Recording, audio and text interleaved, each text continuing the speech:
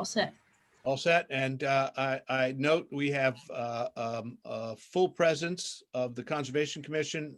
Pam is recording, and Avery Cotton has joined via audio. Welcome, Avery. I'll kick it off with the roll call. We have full attendance, so I can note that. On the minutes, only I can approve the minutes of the October 21st special meeting, and I will approve those. Do I have a motion to approve the meeting minutes from December 10th? The one thing I'd say on that is that I was not in attendance, and it says that I was. But other than that, so I can't probably approve that. I can't prove. No, you could. Yeah. Susan, you can make that correction. Yes, I knew Cam wasn't there, so we will make that correction. Yeah, you had a quorum anyway, so. Right. Yes, we did. Okay. A motion to approve? I might make the motion to approve. I second. All right.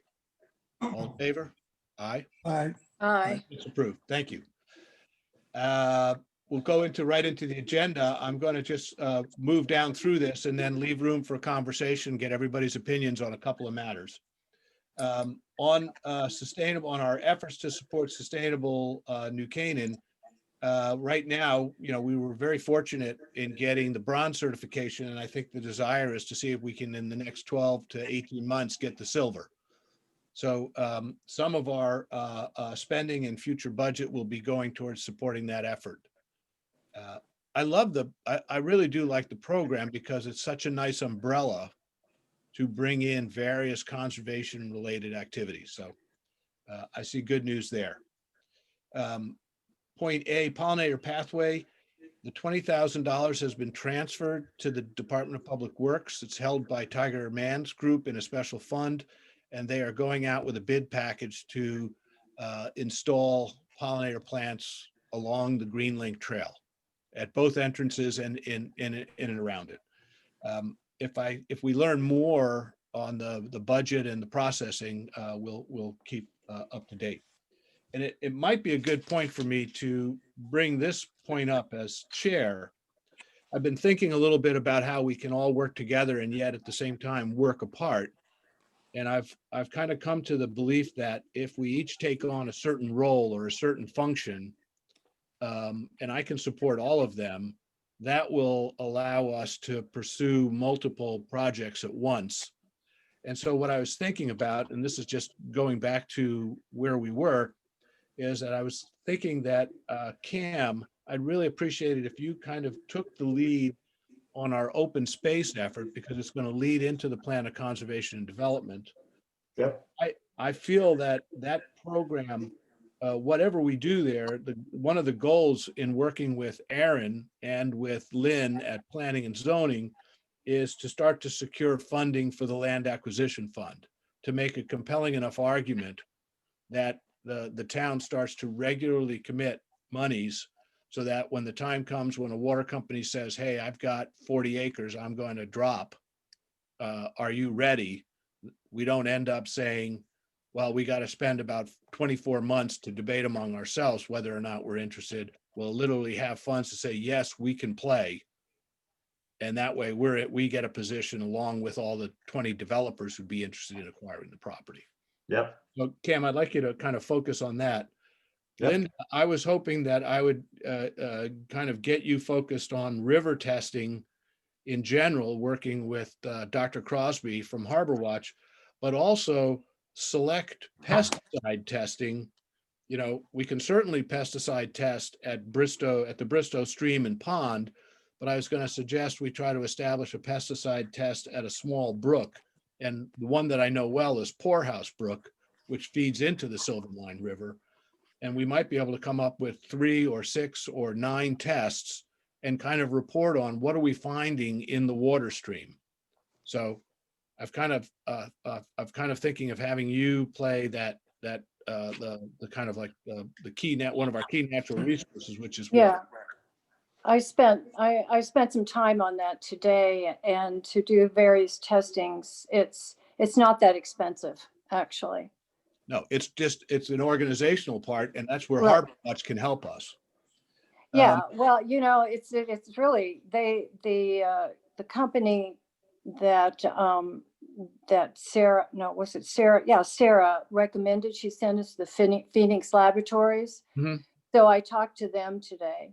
Oh, great. And I mean, we can use them or, have Harbor Watch do it, but Mhm. all they send us the containers and we can gather it ourselves.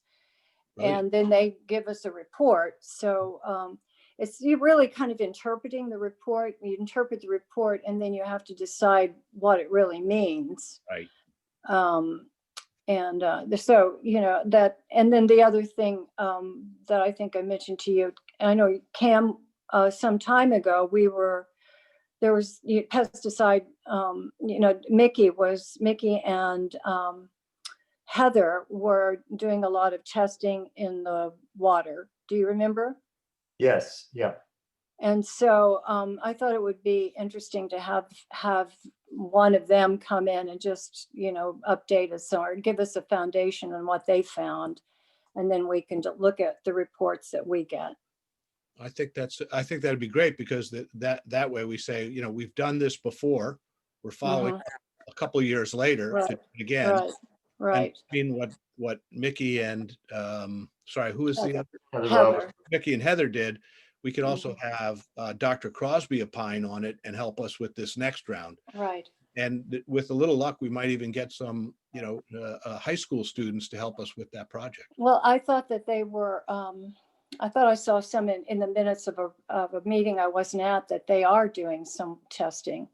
Right. Do you know? I know they wanted to, but I don't know Oh, what has occurred, but we can certainly reach out again. yes, And I'll yes. send you what I have in my notes in that regard. Okay, okay. Great. So I would just like to say, having listened into a program last night on the Norwalk Watershed Association, Mhm. the DEEP is doing a trail camera program along these small water feeders into the river. And maybe we should participate in that. I think that's something else to explore. I mean, the whole river testing, pesticide testing, waterways, is right in our main, wheelhouse of natural resource management. So let's pick some programs where we can generate some data to create a discussion that could be informative to the town as a whole, and use those. Yeah, because then we can decide how far we want to go with this. Do we want to test some wells, to see, if there's presence of pesticides in some. And then also I found this website. It was the Environmental Working Group that actually has data on all on the water companies and what kind of pesticides they have in the recommended levels. Mm-hmm. And that they have aquarium and they have the watershed. That's what made me think of it. So anyway, it was very interesting. And I like what you're saying, because one of my ideas here is that as we become a little more knowledgeable about our rivers and streams and waterways, we can then bring in the water companies and have that discussion with them and start Right. with the Right, players. right. It's one of these. I think the river testing is the tip of the iceberg in terms of how that program could develop. So let's start it. Okay. Susan, I had this thought, which is one area that you've been really helpful is looking for possible grants for our efforts at Bristow. But I thought I would like to get you also focused on, because I noticed you're pretty much a naturalist in your garden, to give you kind of an influence or a responsibility on the native plant side of Bristow Park. Because there's two elements to Bristow Park. One side is a bird sanctuary, and the other side is a native plant preserve. And I thought if I got you involved in that, and there are a couple of, two big programs coming up. One is I need someone to take a leadership role on the Pollinator Pathway effort and see that gets done. And secondly, we've started discussions with a local landscape architect to put together a fernery in the, a ferning of, showing all the variety of ferns that grow in the Northeast in Bristow Park in a certain area. So I'd like you to kind of pick up on that aspect of the park and then balance it with, potential grant writing or meeting with donors or helping us, in the Friends of Bristow side to keep that group up and going. Um, I'm that's- certainly happy to hear your thoughts on that and No, share. no, that's good. But we also have a grant from the Wild Ones. It's a native planting application that we made for a grant Yes, that's coming due in I think it's early February. that'd be great if we got it. It'd be great. I Perfect. think it's $500 for the planting of the Pollinator Pathway plants in the meadow. Great. If it comes in, it'd be wonderful. And there are, I think, more ideas out there. So in terms of Bristow, let me just bring Marty into this. Marty, this is where I really would like your support. We still have a couple of years of development in Bristow, boardwalk repair, fence repair. And what I was thinking is, given your ability to walk the property and see what needs to be done, I need someone who's constantly saying, we need to push on this plan. And it's really kind of working with Tiger Man to a certain extent and trying to get John Howe and his parks team in there to help us when they can.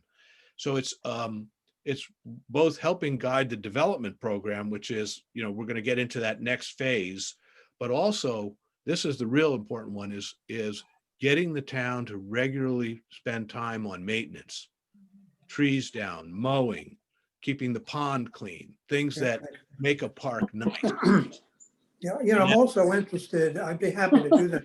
I'm also interested in the discussion on shelters. When people come in, maybe they could be sitting down with an overhead, when maybe it's raining. And we discussed this before, but not to the final decisions on it. But I think that if we could find a way to put a couple of structures in there where maybe over by the pond or maybe in other areas whereby people could sit in case it's bad weather and you know how it is, you're summertime, you get a storm coming up. And it's also a comfortable feeling to have that shelter if we can think about that. I'd like to.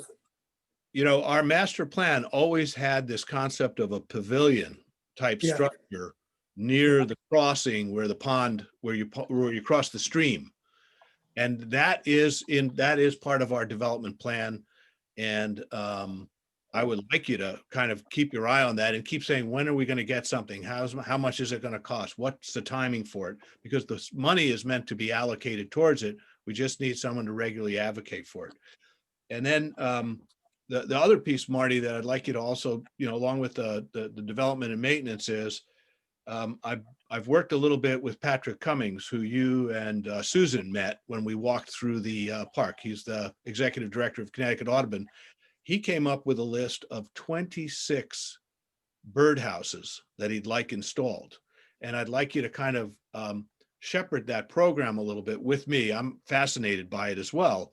But, when we put up 26 birdhouses, we have a maintenance program or an observation program that's going to last 5 years. You put a birdhouse up, you still have to, after the end of the cycle, go up, pull it down, clean it out, put it back. So there's a program there.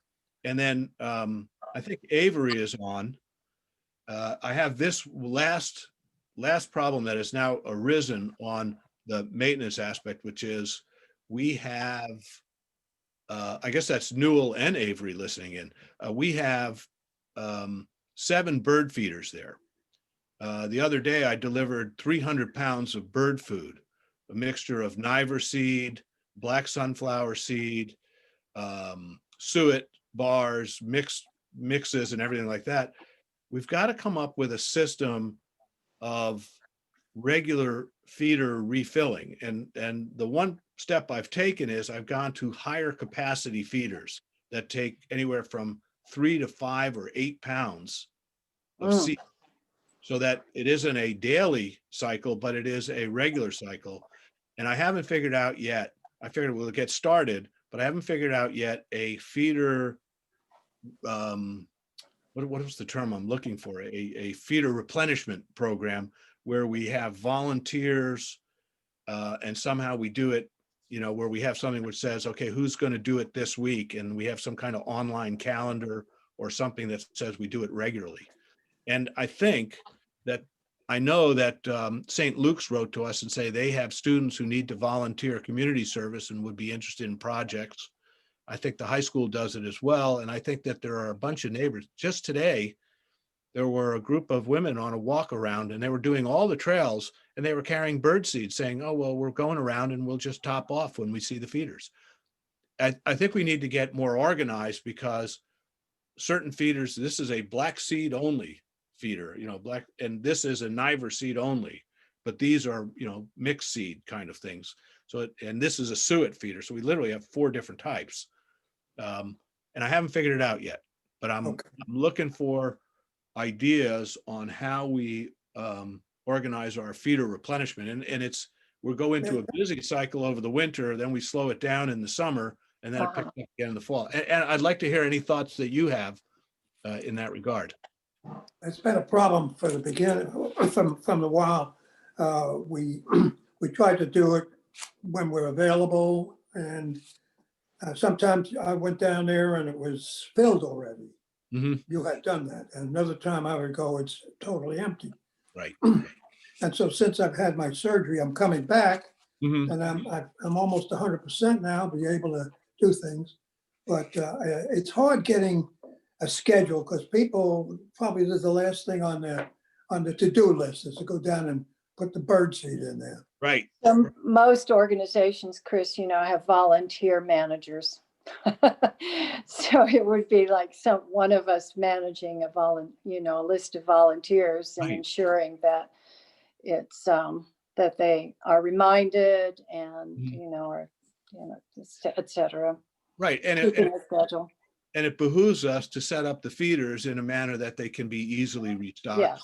The crazy one where I almost broke my neck that's up on the high pole, we got to position Yeah, I that. know. So- We don't want any liability issues. Yeah, right. What I think you're on to the right point, Linda, which is one of us we have to come up with a system that allows volunteers to tap in to say, we have this feeder on, these feeders are on this replenishment cycle. If you go on a Tuesday afternoon, this is where we need you, these are the stops you need to make.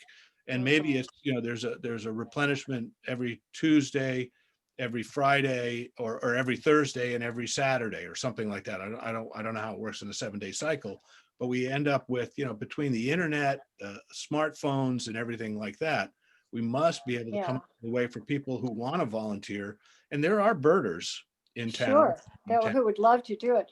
And do then, you keep the seed at your house? I mean, where do you keep the seed? well, that's I don't know if you've seen it yet, but we put in a big 4-barrel, kind of like a birdhouse shaped storage bin right by the Old Stamford Road entrance, and that now has 400 pounds of seed. Oh, okay. So that So doesn't. Right. That So will also need to be filled at some point. They're monitored at any Right. rate. But right. So but- I think our role, if we could do it, is to make sure that the supply is there, and then we have to find volunteers or a system that gets it Right. from the storage bin into the Right. feeders. And at the same time that people are doing it, they step back and say, who are we feeding here? Who's coming in? It's also an observational opportunity. Mhm. You see. So we don't have the feeder by the pavilion, and I mean, by the refreshment stand area. We still have one can there because there are a couple of people who are using that point. Because we don't have a pull-off area yet at Old Stamford Road. They're using that parking area at Mead, picking the seed up and going in. But we're also at a point now where if you go in with one canister, that's only going to do one type of seed. You literally have to we have to devise something that says, when you walk in, this is the feed, this is the pack, it's 4 suet bars, it's 3 pounds of Niver, it's 6 pounds of, or, a certain container size of black seed, and then, 8 or 12 pounds of mixed seed, and each one is based on the size of the container that you bring. And that's capable of restocking the whole system. So, that I haven't figured it out yet. I'm not smart enough yet, but that's one of the challenges I think we're going to face. And if we can get it organized, I think that makes us more sustainable in the whole bird feeding process. And then our job is, and again, I've received donations really focused on bird food. And I got to tell you, the craziest thing is that little mailbox, donate for seed. It's generating over $100 a month. I mean, it's No kidding. That's great. that alone can buy me, because I can buy wholesale through Audubon, Connecticut. $100 can buy me 200 pounds of birdseed. I mean, it's Wow. pretty impressive. So we need to give some thought to that, or get some creative input onto how we can do that. And maybe it's something that I could get, Avery and Newell to think about, who are sitting in and listening on that. So I've kind of just, I've got this kind of set up, and I wanted to bring it up in discussion, and then I'm happy to chat or email exchange or note exchange with each of you on how you'd like to do it. But then when we come into our commission meetings, it's more of you saying, what are you seeing from on your areas? And then we're sharing information, more broadly. Sounds good.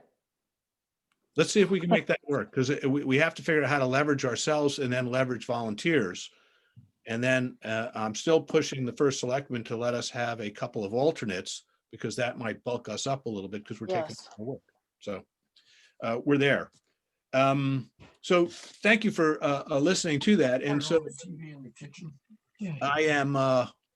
I'm going to just go down through the agenda now, back onto it, if it's okay with you. We talked a little bit about river testing. We'll get some more solar power data getting onto the website. Like to learn more. When I put up my new building, I'm going to try to do it all electric. I'm going to go like Bob Dylan. I'm going to go all electric. And I'll learn Not more. gonna have a windmill, no windmill. Not enough wind where I am, afraid, but I like the idea. I did want to mention that in the 2021-22, the upcoming budget cycle, I put in an allocation of funds to do something called the Complete Streets Initiative, or to lay the basics for a complete streets, which is how do you make New Canaan more pedestrian, more bike, and more, accept more diversity in modes of transport. Because, we're seeing more and more people walking along our roads, Valley Road or Owen-Oak or Ponus Ridge, but also in town. So what we need to be thinking about is sidewalks, connectivity, and how can we all coexist when we're out on the road, and good driving habits. So the Complete Streets Initiative is something that I'm hoping that the Planning and Zoning will introduce into their 2024 Plan of Conservation and Development. And so we'll try to support that. And then lastly, separately, a transfer station master plan, that still is a concept that hasn't been developed yet, but it's one of the things that I'm kind of like to pursue. Just to review, I'm on point F, where we are on our budget. We had allocated 10,000 for the Sustainable Connecticut Initiative. I think we've only allocated out 4,000 of it so far. We were so successful in our fundraising, we didn't require any town funds. 5,000 for river testing. Linda, that's what we can commit to pesticide and to Harbor Watch. Okay. Cam, 5,000 for the open space map and update prioritization prep. That's what we can allocate to Lynn, to Aaron Leflin to help us, and to printing out documents or maps as needed.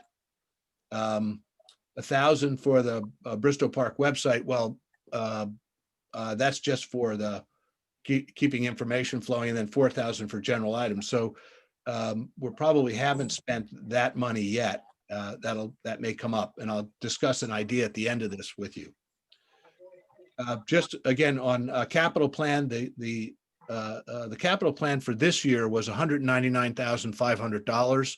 That's being allocated and being spent on the projects at hand, including some fencing,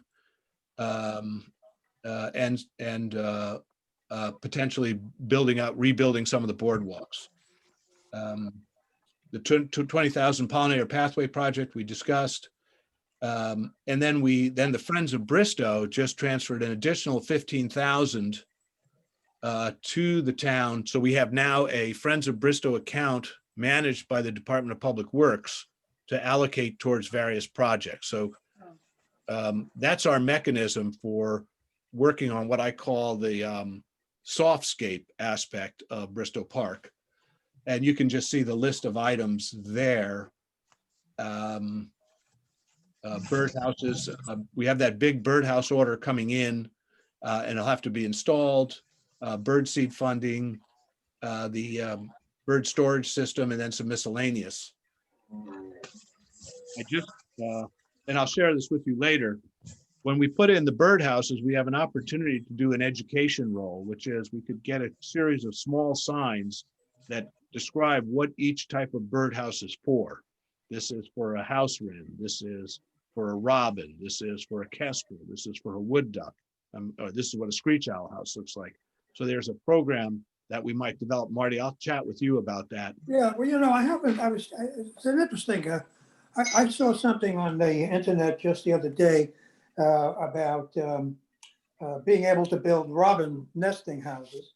And Yes. I was thinking to myself that we don't have in Bristow, basically, the kind of land that robins like. They like a lawn, pretty Right. much. Right. And I don't see them in anywhere else. So I question that. Right. Well, we might. That's interesting. My screen just made its own movement. I guess I touched the thing. We might. End up when we put that meadow in. That might give us some of that edging that they're looking for. So Could, yeah. there are possibilities there. But I'm going to share with you something that I received, which is signage. And then I also just specifically reached out to a potential donor to support that kind of a program, which is a bird habitat education effort, so that more people will consider either buying or building their own birdhouses for their properties. Just going through that. Then on the open space, in the upcoming budget cycle, Cam, we have put an earmark in for $50,000 towards the land acquisition fund. And our objective this year is to get that funded, to make the case that it is good, prudent conservation planning to be prepared for open space opportunities when they come up. Because if you don't have a position early on, it's very hard to catch up, because there's always an opportunity for a developer, one of the 25 or 50 developers looking for land opportunities, to jump in. And it may be uneconomic, but they might think it is economic. Developers are like sharks. They have to keep moving. They have to keep developing. Right, and after all, it is the plan of conservation and development. It's not just the plan of development. Exactly. And so we need to make that argument. That's, as much as I studied it in 2004 and tried to study it and influence it in 2014, I was never in a position, I didn't have the knowledge base to do it. Now I feel like we have to influence the 2024. And because of COVID, because of, the recoveries of things like the Beautification League and the Nature Center and the Land Trust and the various groups, and the growing interest in birding and the importance of being outside and having open space, people recognize that New Canaan's open space is the big asset. And the fact that you have your own water supply, it's what made New Canaan important 200 years ago. It's just as important today. So we got to make that run. A final point on the open space report is that the town council did approve a rebate of almost $64,000 in real estate taxes to the land trust. Wow. And Good. now, so that's really a big step. And they're working on an ordinance to make that a regular process, that when the land trust pays taxes, that they can immediately turn around and request a refund. And that, I'd like to get in on that deal too. excuse me? I'd like to get in on that deal too. All right. Yeah, so wouldn't we all? Well, you have to give away your property, Marty. That's all it takes. And then I'm going to shift to new business. I'd like to hear if any of you have any comments, and also Avery Newell, if you would like to add some comments or thoughts to this discussion. We're happy to hear it. Hi, Chris. It's Newell coming off mute. Hello, everyone. Avery's my son, and he may be on mute right now. But we both maybe coming into this from the birding aspect, where we have been birding around New Canaan for a few years now, and been posting findings for the Land Trust at several of their preserves, and also at Bristow Sanctuary. And quite interested in conservation issues, and checked in with Chris on whether we could audit the Conservation Committee meeting to get more up to speed on the activities going on in town. And yes, I think offline we are interested in helping in the Bristow activities.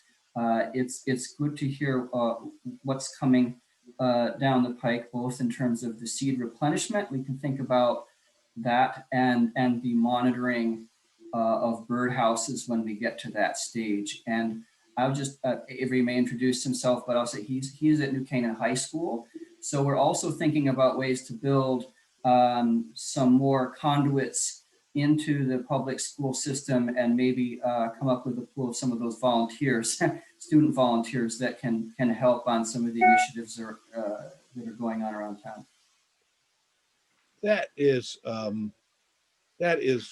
wonderful of you to suggest that. And Avery, what is Avery a rising sophomore, or is where is he in his? Where are you, Avery, in the high school structure now? I am a freshman. Got it. Hey, perfect. Because we could use new people coming in and thinking about, would we need a birding club, or should we have an aviary, ornithology group, or are there courses that could use Bristow for their studies and bird studies? Just out of interest, Avery and Noodle, how long are your lists right now? This is a birding term where people our lists. keep track of how many different species they've seen. Avery, you want to take that for yourself? Sure. Do you mean at like Bristow, or like places around the town in general? Well, I guess I meant it in terms of if there are, and I don't know how many species there are. I think I read Kingbird, where people go and do the big list and spend a year trying to identify as many species as possible. If you were to guess, Avery, how many different bird species have you identified in New Canaan so far?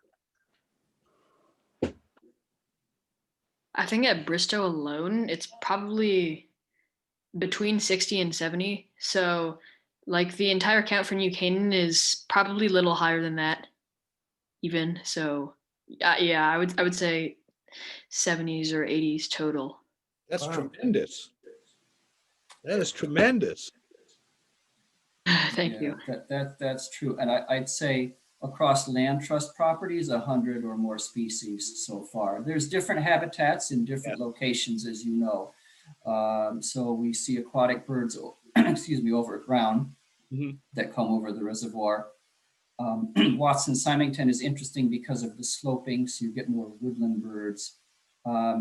Bristow is going to be an interesting link in the chain, because you do have some of the land trust and nature center properties to the north, right? And then you have a little bit of a green flyway from Bristow, then towards the high school, and then on to Waveney Park. So we live off South Avenue in town, and get the impression that things are moving along where they can, the greenways on that axis, basically. So we're even wondering, because we're a bit new to this and the planning that's going on, but you have, for example, New Canaan High School, which is this large plot of town land, not heavily vegetated, but a lot of open space that might be another candidate for plantings for the pollinator pathway. And then the next stop after that is Waveney Park, of course, which is also being improved these days. That's, I am so fascinated that, you're looking at someone who was pretty thrilled to see a hermit thrush the other day for the first time, or to identify it as such. And I had rose-breasted grosbeaks here. Yeah. So, that learning, I think, is very, I'm very encouraged by that. If you were to think about, we would love to publish your, I know it's, I guess you do have a list published for Bristow, and it's up at the Cornell site. It's at the eBird site. Yes. So it's public postings. There are a few spots around town where we basically created the hot spot. There may have been birders, but not posting through Cornell. So including maybe, not surprisingly, Lakeview Cemetery off Main Street, where we have more than 70 species. It's a fairly quiet place much of the day.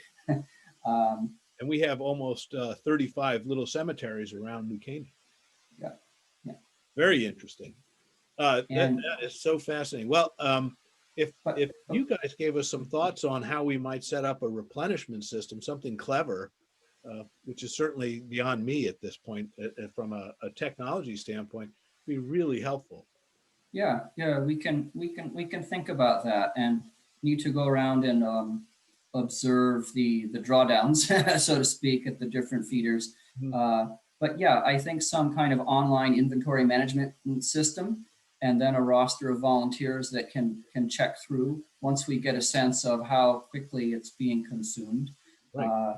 I can say that it's active around the feeders already, so that's successful. We've even seen a Cooper's hawk hovering around the pond to see if it can snatch a bird that might come in toward those feeders. So you're getting, Yeah. the food chain is Yeah. expanding over there. I noticed a small pile of, I think, junco feathers, and I thought, oops, Yeah. we've got a bird feeder, falcon feeder here, or something like that. Yeah, I've been noticing some feathers on the ground by my station. I go, uh-oh. Well, I don't want to feel bad about that. I want to feel like, well, that's the chain. Right, That's what it is. And raptors are coming back, are doing relatively well among the bird species. So right, we got to keep working on the whole pyramid there. right. That's very exciting. Well, any thoughts you have, or any help you could provide us, particularly on the whole replenishment system? And also, we're very open-minded to changing out the types of feeders and to getting to the best set of feeders to kind of meet our system. So it's sort of like we're walking, and then we can improve it and improve it. We do have a lot of people who are comfortable supporting something like this. So we're not exactly strapped for funds when it comes to this idea of bird feeders and bird habitats and what have you, and birding it. We figured out a couple of years ago that we had to feed the birds. That'll bring them in, and that's been working. I've been feeding here birds for going on 30 years. Okay, and I've been feeding mostly the sunflower, the oiled sunflower. That's their favorite, as far as I'm concerned. But I also have the Niger seed. But what I'm saying is, I don't see you have a lot of squirrels in the park. I don't notice a lot of squirrels in the park. However, I think they're going to come, and I just want to make sure that if we put these feeders up, that we have some process Right. in place to discourage the squirrels. Right, to baffle them. Right. Well, I can tell you a lot of stories about baffles that work and don't work. Yeah. They are very baffling. Yeah. Well, I mean, again, I'm in this. I'm trying to get my postgraduate degree in bird management and plant management and things like that. So I'm happy to learn. I'm happy to experiment. And I've gotten to the point in my life where I'm willing to try and fail and then try again. So it's I don't mind learning. Well, that's very encouraging discussion. I'd like to, if there are any other new business thoughts that any of you have that to bring in, and then I'll wrap up with one of mine. Then if it's all right, I'm going to get into a Say discussion. that- I Sorry. want to say that I want to continue to pressure the Exchange Club to continue supporting. Great. Yeah. Great. They're interested. They're interested. Got it. And sorry, you guys know I'm a little scattered. Two interesting comments to make. One, on the Friends of Bristow side, we recently, and this is pretty surprising. I know I shared some books with you about from Mabel Osgood Wright as well as Harold Baines, but I think I shared with you also that scrolling history of Bristow. I should actually send it to you and Newell and Avery as well. That scrolling history where it talks about Harry Thayer as the founding president of the Bird Protective Society. Harry had a daughter named Ruth who married Noble. So that's the Noble family of New Canaan who donated land and lived down not far from where you are, Thayer Pond, Silvermine Pond, near Huckleberry Road. Last week, we received the final donation from the Ruth Thayer Noble Foundation in New Canaan. And it was basically the final gift that they made. Ruth was a founding member of the Bird Protective Society in 1916 and died in 1984, but set up a fund at the Community Foundation, and they decided to make their exit gift. They had drawn it down to the Bristow Park effort. So it's a charming suit that the family came back. And I just received a note from one of the descendants saying how happy they are and that they didn't know that Harry Thayer played such an instrumental role in setting up the Bird Protective Society. The second one is that the Friends of Bristow received a $20,000 grant from the Jenny Ann Foundation. In part, their belief is that they will donate if the town kicks in. If the town follows through on its plan, they will follow through in supporting the softer aspects of the park. So we have received a tremendous amount of support beyond my expectations for Bristow Park, and therefore we can really make it special. And all of this is to go towards that, or head towards the 2024 celebration, the 100th anniversary, but also set the stage for a process that gets it right for the next 100 years, because it's something for New Canaan to be proud of, to have the third oldest private bird sanctuary in the nation. So, I want to say something also about the way this virus has affected people. People are heading out to the country. People are more appreciative now of space and not being crowded in. So I think the sun is shining on what we're doing. I think, open space is a good place to be. And I think the town is learning more and more. And I will say this, I think that we were very fortunate with our first selectman being supportive of some of these open space activities, not just at Bristow, at Waveney and other areas. And he was the fellow who had got the ordinance drafted to set up the land acquisition fund. I feel very fortunate there. I also feel very fortunate that Tiger Man, with his long history in New Canaan, also loves the parks and the outdoors and sees that for a growth opportunity. And again, we also have the chair of the town council, John Engel, who's supports open space as well as loves New Canaan and the benefits of it, and is someone who has to sell New Canaan regularly. And open space, I think, sells New Canaan. I think it's great for the brand of New Canaan. Let me just go quickly to this final point. We're running towards our limit. And I was thinking of using our portion of our Sustainable Connecticut Fund to do a town-wide Conservation Commission mailer. And the thought wasn't so much for us to tell our story, but to invite all the different conservation organizations in New Canaan to give their story and to give a link to what they're doing, so that people who are here in town, I mean, there's obviously a very strong education community, but we could also tap into more broadly the conservation community or the conservation mindset to just send out something that says, you know, if you think about some of the organizations, there's the Garden Club, the Beautification League, the Gardeners, Planet New Canaan, the Nature Center, Waveney Park Conservancy, Land Trust, Friends of Bristow. And I know I've probably forgotten a couple of ones. Each one of them would get a paragraph and a little link to their website. And we would just send it out as this is for information that you know that we are working on.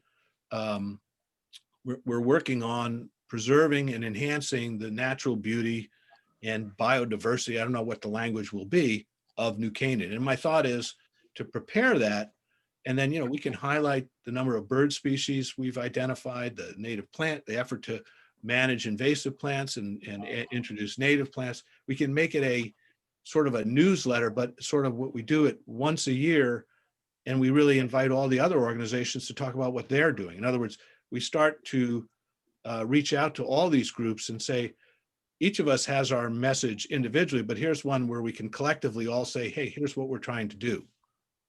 I think we could pull it off. I mean, you know, it would take a little bit of talk to the presidents of each of these organizations, say, can you give me a paragraph? You have 300 words and a picture or a logo to describe what you're doing, and we'll put it into a mailer. It could be a little fold out mailer.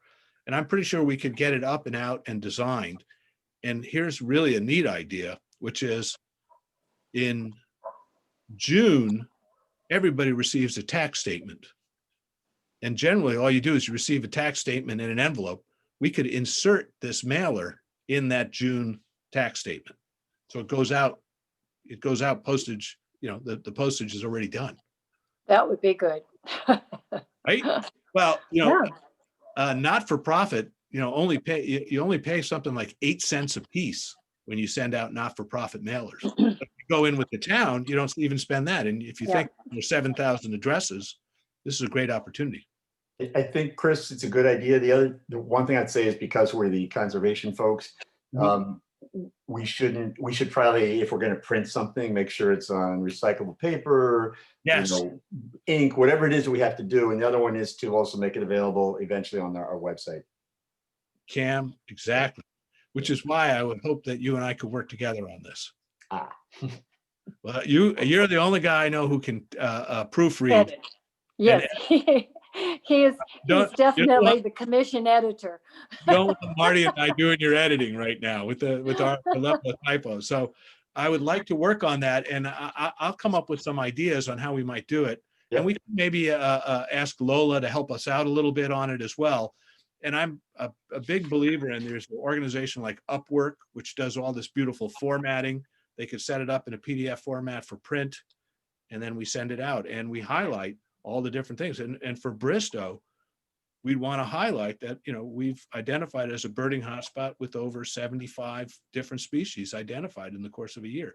These are really interesting, and I'd like to have it with a little bit of data in it so people can kind of hook onto it. So that's my kind of new business idea that will take us through till June. So we kind of have a lot of work to do, but that is one thought, which is we start to really promote this idea of conservation in both individually, but also collectively, because there's can I say something also? We need more signage to identify trees and such like that. Agreed. And I'd like to maybe think about working with this artist that I did work with before, but brings up the next question about the other signs that have been made. Yes. What are your plans for them? So I am trying to push Tiger to do the gates, to put back the gates and move the gate. Once the gates are up, I have the place for the signs. That gives me that position. So Marty, those are there and they're waiting for that gate installation. And since you are the guy now helping drive the development, you'll have a better sense of when we can put those signs up. I also do think that we ought to have a sign. Eventually the rail service will get more traffic. We ought to have a sign that faces the railroad tracks that says, you know, Bristow Park, founded 1924, New Canaan's bird sanctuary and native plant preserve. Trails, welcome all. You know, with your artist design, but posted facing the railroad tracks so that they can see it as they're slowing down coming into town. Get advertised there. We can't get it down on the Merritt Parkway, but we can get it next to the Metro North. That's where I think I am at. I appreciate all your ideas, and I look forward to working with each of you to help work on the conservation side of our conservation and development in New Canaan. Chris, you're a treasure. Now, I got to tell you, I get very excited working with you guys, and I'm really looking forward to this year and getting some more runs on the board for conservation. Good. Cam, do I now formally close the meeting, or at Ask for a motion to adjourn. motion to adjourn? Thank you. Motion to adjourn? I Second. make that motion. Second. Thank you all. Pam, thank you for arranging this. Avery, Newell, thank you for joining us. Thanks, And- everybody. And Thank in the you. future, Avery Thank you. Newell, I may ask you to report on birding for us. Okay.